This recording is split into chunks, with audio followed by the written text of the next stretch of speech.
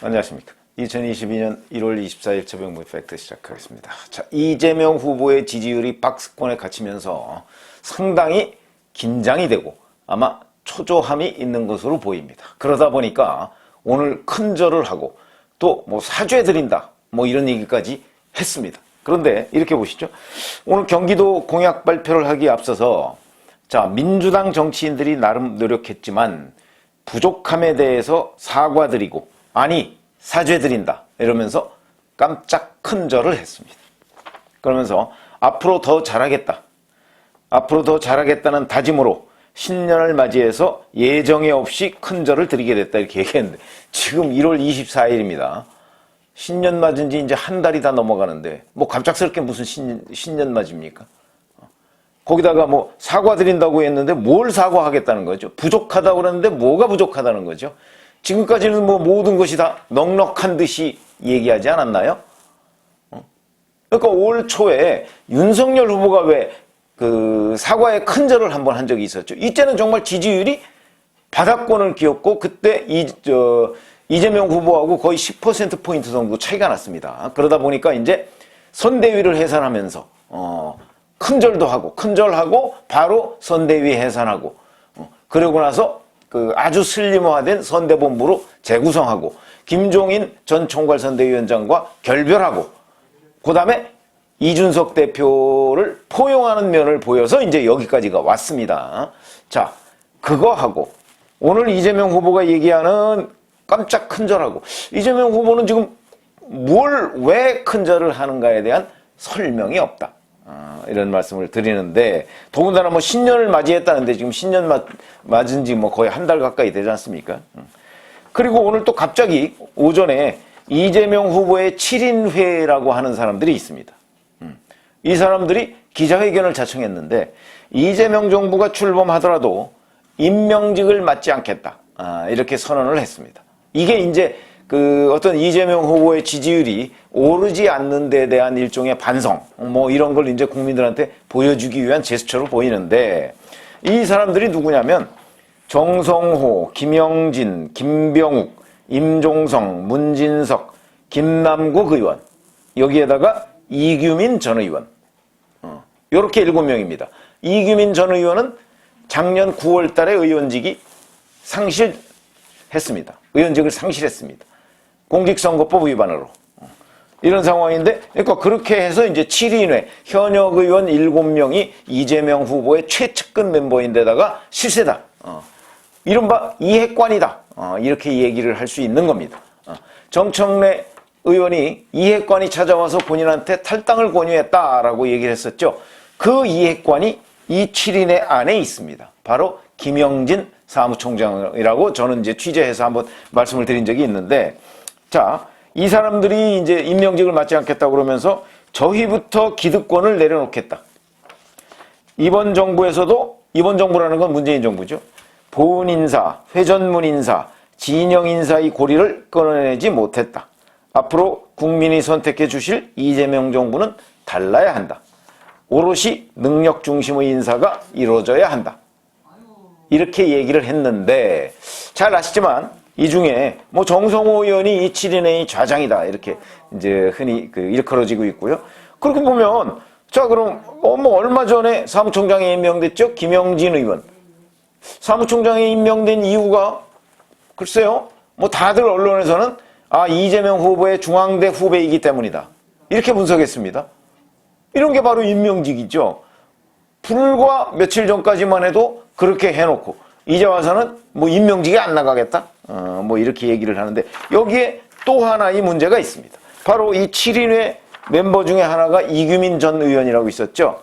근데 어제 다른 것도 멀리도 안 갑니다. 어제 바로 이규민 전 의원에 대해서 또 하나의 발언을 했는데 이것도 뭐 오늘 언론에서 크게 뭐 문제 삼지는 않았던데 저는 이런 것들이 바로 심각한 문제라고 봅니다.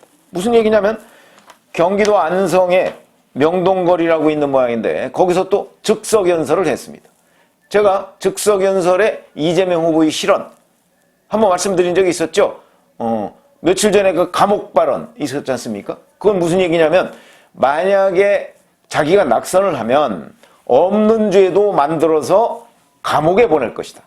자긴 두렵다 뭐 이렇게 얘기를 했습니다. 검찰공화국 얘기를 해가면서 이 얘기를 한 건데, 그러자 이제 많은 뭐 중도층 유권자들이 아니 지금 있는 죄도 넘치는데, 내지는 있는 죄도 검찰에서 봐줘서 지금 감옥 안 가고 있는 것 아니냐, 근데 무슨 없는 죄를 만드느냐, 뭐 이런 이제 비판적 입장을 보였는데, 그것도 제가 말씀드렸지만 즉석 발언이었습니다. 서울 송파구 석촌호수 근처 유세하다가 거기서 즉석 발언을 한 거, 즉석 여론조사를 한 건데, 거기서 본인의 속마음, 뭐 어떤 초조함, 이런 것들이 드러나서 이제 윤석열 후보가 검사 출신이니까 윤석열 후보가 대통령에 당선되면 이게 검찰공화국이 된다, 이렇게 주장을 하는 건데, 글쎄 뭐 그 부분에 관해서 뭐 국민들이 얼마나 동의할지 모르겠습니다. 그런데 여하튼 거기서 없는 죄를 만들어서 자기가 감옥에 갈 것 같다고 얘기를 했는데, 글쎄요, 그거 뭐 엄청난 실언이죠. 자, 그럼 대한민국의 검찰, 대한민국의 경찰은 없는 죄를 만들어서 감옥에 보내는 데인가요? 잘 아시지만 감옥에 가려면 검찰만 가지고선 감옥에 갈 수가 없습니다. 법원에서 인정을 해야 가는 거죠. 재판에서. 그런데 그렇게 얘기를 하고, 그 다음에 지금 이재명 후보한테 뭐 이런저런 의혹 한두 가지입니까? 뭐 제가 보기엔 그 중에 몇 가지만 수사해도 뭐 충분히 가능성이 높다, 이렇게 보는데, 없는 죄를 만들다니요. 그래서 그거는 명백한 실언이다라고 보는데, 이규민 전 의원에 대한 이 발언도 명백한 실언이다. 실언 플러스 더 심각한 문제가 있다. 뭐라고 발언했냐면,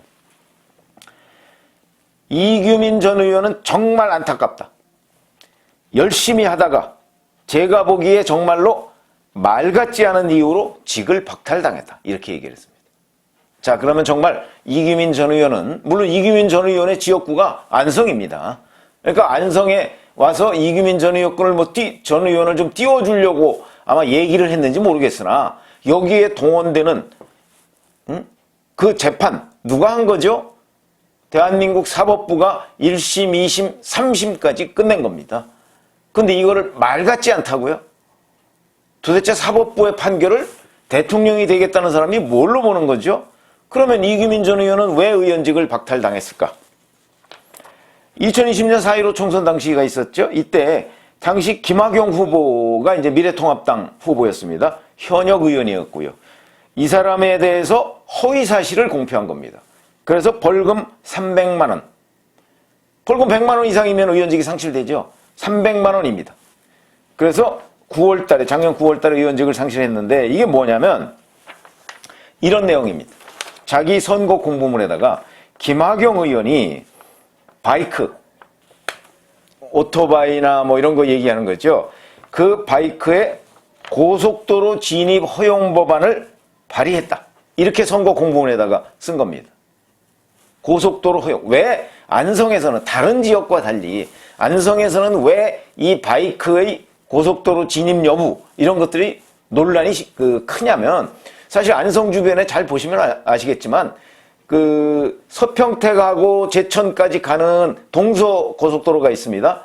그게 생기기 전까지는 경부고속도로에서 여기서 서울에서 내려가다 보면 왼쪽에 있는데, 고속도로까지 조금 뭐 멀고, 거기가 이제 지금 동서고속도로가 생기니까 이렇게 교차점, 그 부근이 안성이거든요.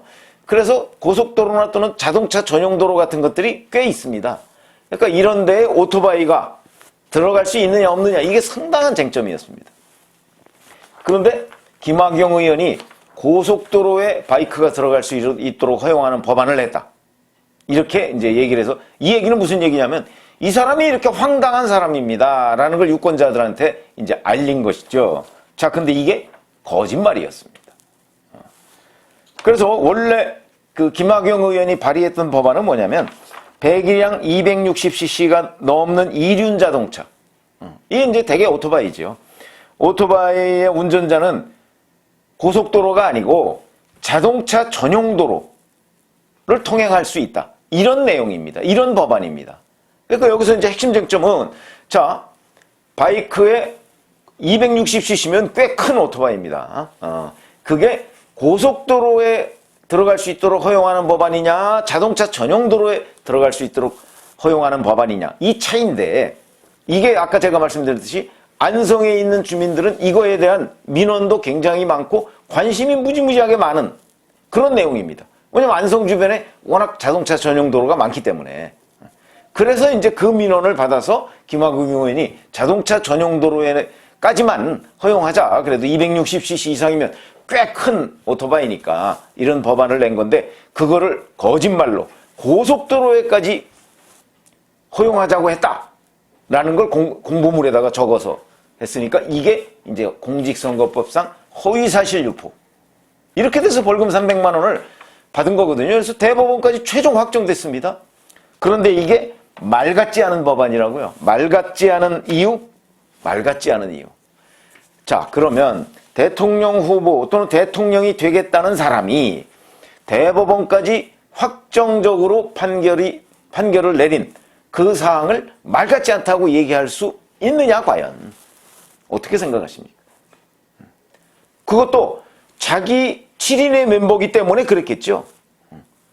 그러면 앞으로 이재명 정부가 들어서면 이제 7인의 멤버와 이재명 대통령과 가까운 사람들은 대법원에서 확정 판결이 돼도 대통령은 저거 정말 말 같지 않은 판결이다 이렇게 한다는 것을 바로 보여주는 발언입니다. 설마 이재명 후보가 그렇게 생각하겠습니까? 그러면 이건 뭐냐? 실언이죠. 이 또한.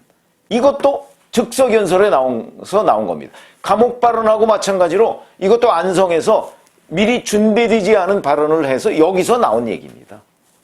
그래서 제가 감옥 발언을 한번 설명을 드리면서 이재명 후보는 즉석연설을 본인이 윤석열 후보와 차별화된 스타일이다라고 생각을 해서 자주 지금 활용을 하고 있습니다. 그런데 여기서 준비되지 않은 자기의 속마음, 철학 이런 것들이 나오는 겁니다. 그러니까 이게 어찌 보면 이재명 후보의 본색입니다. 그러다 보니까 자꾸 실언이 나온다는 거죠. 준비된 발언을 하면 실언이 별로 없죠.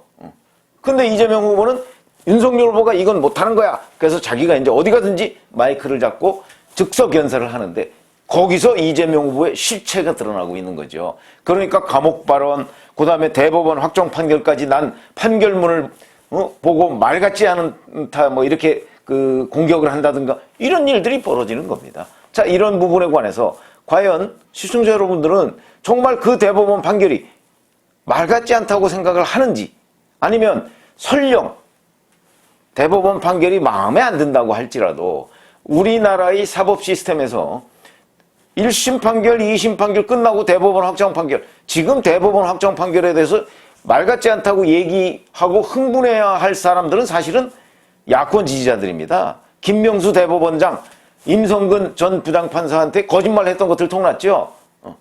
자, 그런 것들 그렇기 때문에 오히려 대법원에 대한 불신은 야권 지지자들한테 있어야 되는데 지금 이재명 후보는 본인이 자기하고 가장 가까운 그 의원이 의원직을 박탈당했다고 그래서 그 대법원 판결을 가리켜서 말 같지 않다고 얘기를 하는 게 과연 대통령 후보로서 제대로 된 판단이냐 하는 거를 저희가 묻지 않을 수 없다.